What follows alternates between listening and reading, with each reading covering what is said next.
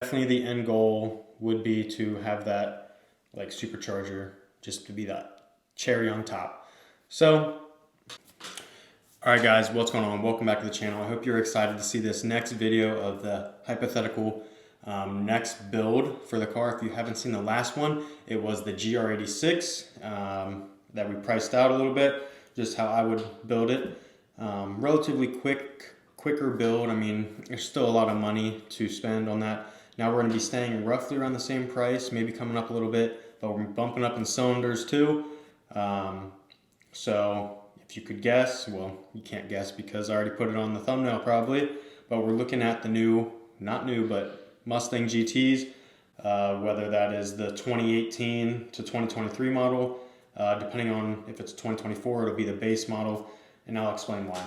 So getting into it, we're looking at a 2018 to 2023 premium Mustang GTs because I like the bigger screen and I like it being leather. That being said, here's one that I found, 2019, that's a green at $33,000. Now if we would go to the 2024s, that's where the prices jump up quite a bit, and that's why I would choose the base model because of this reason right here. I mean, I don't see a reason in going for the premium on the new ones because, I mean, you, like I said in the GR86 video, you could always put premium stuff on to a base, or you plan on buying this car and modifying it yourself anyway, so you're going to take off parts anyway, so why pay for the premium when you're going to take off some of the premium, unless it's the brakes and everything like that.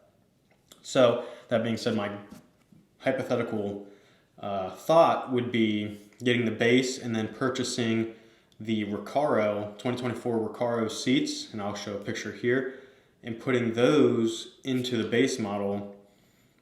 Would it work? I don't know. That would be pretty cool to do. But the new 2024 Mustangs, the screens are huge in the base, and then the premium, you just have one giant screen that's all connected. I don't think that's that big of a deal, and yeah, you have leather or you have the Recaro and the heated seats and all that, but I think you can also get heated seats in the base model. But anyway, I'm more leaning towards the previous generation of the 2018, 2019, 2020 models. Now, again, like I said, AWE, big fan of AWE and their exhaust, so I'd be shooting for that track edition exhaust, and they also do have a touring edition also, which this would be the touring edition with the muffler. And if you would go to a track edition, nothing. It's just resonators. It looks like there's an H-pipe, resonators, and no muffler. And it is loud. I also learned from the last video when I screen recorded everything and then tried sending it to this computer, it did not work properly. So here is the video.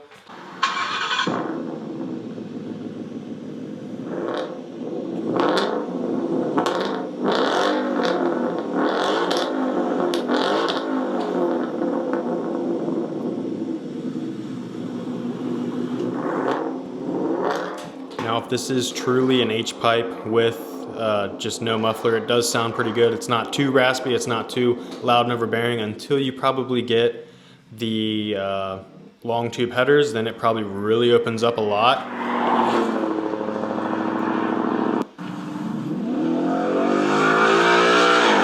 mean, I don't know. I just am really looking forward to thinking about getting a V8. So there's that. And I mean, the price of this is what, $1,600 if you want to do the conversion kit. You can get both in a way, well, not really both, but you have to still spend, let's see, the touring would be $2,000, and then you get the conversion kit of just those straight pipes, and it looks like $515 for that. So kind of price, you're looking at $2,500 for that. And if I would get the 2024 model, it would be a $3,000 exhaust, which is very expensive, but it is the switch path where you can open and close the valves, which is super cool. But yeah, I don't know if it's really worth $3,000 though. That's that's kind of crazy. Moving on from exhaust, we're going to be going to the front bumper. Now, this front bumper isn't bad on the Mustang GTs, the 2018s, the 2023s. However, I'm a big fan of like the Shelby look. So this is like a GT350 conversion kit, and I would not put the Shelby badge on there or anything, probably not even the Coyote, but I just liked how aggressive this front bumper looks. Super sick. You can also get it with those little halos in there, but I would choose not to. I would just go with this one. And then moving on to that, now we got to have the fitment to make this look even cooler and better. So I found this guy, Shiesty Coyote. He posted that he has the Pro Plus kit, which is a $900 coilover sway bar kit, and I think it looks really, really good, and it has a staggered look. He has the 20 by 10.5s in the front, plus 38 offset, and then the rears are 20 by 11 plus 48 offset, with some pretty meaty tires. I mean, I guess it's kind of meaty. A 305 in the back. Yeah, I mean, it should grip up and go with that kind of aspect. Like I said, still haven't narrowed down the tires or wheels that I would like, because I haven't picked out the car yet, but just some ideas of what my fitment is, what I'm wanting to look at. That's one thing I neglected when buying the Focus, and then going through that whole process. Didn't really go along with that. Now, moving on to the inside a little bit, or real quick, is the steering wheel, and of course it's from Zen Carbon Fiber. It's going to be their steering wheel, and it starts at $500. It's probably what it would be at once if I'd order it, just because I wouldn't change a whole lot, or I don't want that like LED light strip that tells you when you need to shift and everything. So moving on from that, we'll be looking at the rear spoiler. So be looking at a rear spoiler, and I really like the duckbill. The end goal for this vehicle, if we would choose to purchase it, or this one right here, where it has the spoiler and a like a little wicker thing, along with this one here. So some options to choose from, but that's the kind of spoiler I like. I don't like a big wing or anything like that, nothing crazy. And then going on to headlights, back to the exterior, I like this style headlight, and I like this style headlight. This is kind of like the brand new 2024 style headlight with the sequential turn signal and the daytime running lights like that. I think it really looks cool, it looks sporty, looks clean. Moving on to the rear end with the tail lights, and I am a huge fan of these Euro style tail lights. As you can see on some of these pictures, the Euro style that I would be shooting for, I think it looks really, really cool. Looks a lot better than the traditional red style tail light. It just is something different, more unique, I guess you would say, but a lot of people are liking that kind of style and moving on from it. Now, would be getting a Lethal Performance supercharger, and it'd be insane. I mean, you'd be pushing, it'd be a stage 3 or maybe not, but just getting this supercharger, and you'd be pushing close to 800 horsepower, which is insane, absolutely insane, on a Mustang GT. And it would, I don't know, that'd be so fast. I mean, you could do the twin turbo, like the Hellion twin turbo kit. That's a lot of money. I mean, this is a lot of money. It's a $9,000 kit. That would be the end goal. That'd be crazy. But here's how it would sound and how it would be.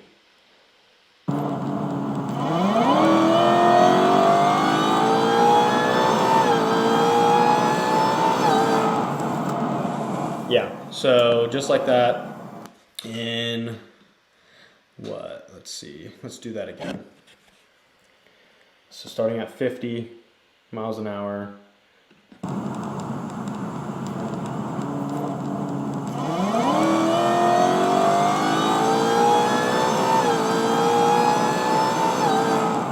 So in 8 seconds, 6 or 7 seconds, you went from 55 miles an hour all the way up to 115. That is crazy. That is stupid fast.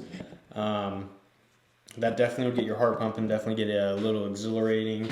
That'd be a very exhilarating ride. So yeah.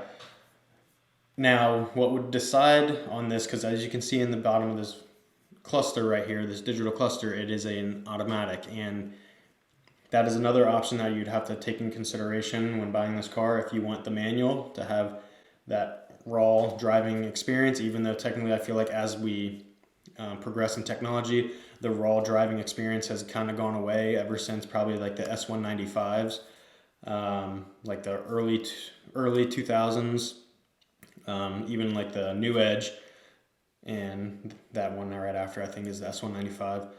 So the 10-speed is just crazy. It shifts super fast, super smooth. As you can see how quickly that is and how quickly it goes up in speed. That's where I think the automatic would be the best bang for my buck. And then Emily could also drive it too. That way we could both cruise in the cars. But that would be the end goal. This would probably take a long while of saving up and everything like that, unless you guys subscribe, comment, share, and help the channel grow. That way we can start making money and getting sponsors and partnerships, because the only sponsor right now is my wallet. So that being said, if purchasing this vehicle would be around $30,000, and then all these other upgrades, I guess you would say, just to make it mine and be personalized to me, you'd be looking at $9,100 along with the price of the vehicle. So, I mean, if you think about it, you get a 2019 premium, hopefully get them down to close to $30,000. You put this much money into it, you're up at 40, maybe a little over 42. You're still less than a brand new 2024 Mustang GT, whether that's base or even way below a premium. And you have it customized to your own liking.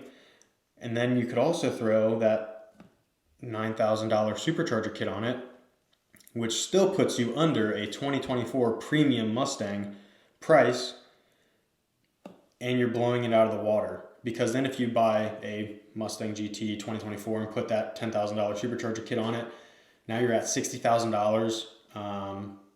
So you save 10 grand, whether, I mean, yeah, the technology is different, whatever. But I mean, it's all up to you and your preference and what fits you and what would fit me. So we will see.